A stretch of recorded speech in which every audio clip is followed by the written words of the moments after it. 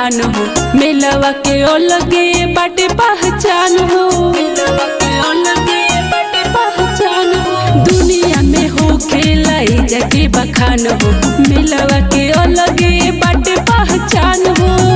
तू तो चल जाई हंसाते घूर के, तोह के जलेबी हम खियाइब तूर तूर के। मेला घूमे आवो ई जान बनियापुर के, मुँह में जलेबी खियाइब तूर तूर के।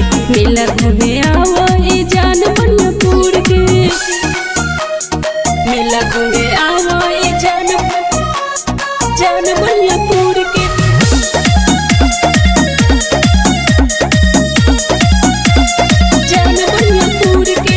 चाट छोला खाइल जाए साथ में, रील बनावल जाए मोबाइल के हाथ में, रील बनावल जाए मोबाइल के हाथ। झूला आइल बाटे बड़का बड़का हो, खूबे झूलल जाई सवर का हो। सभे आवेला दूरे दूर के, तोह के जलेबी हम खियाइब तूर तूर के। मेला घूमे आवो ई जान बनियापुर के, मुँह में जलेबी खियाइब तूर तूर के। मेला घूमे आवो ई जान बनियापुर के, मेला घूमे आवो ई जान बनियापुर के।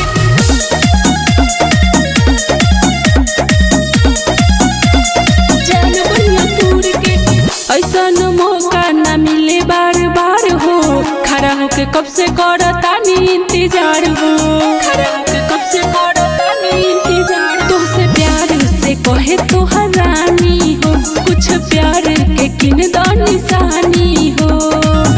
जनी रहो तू दिलवा दूर के,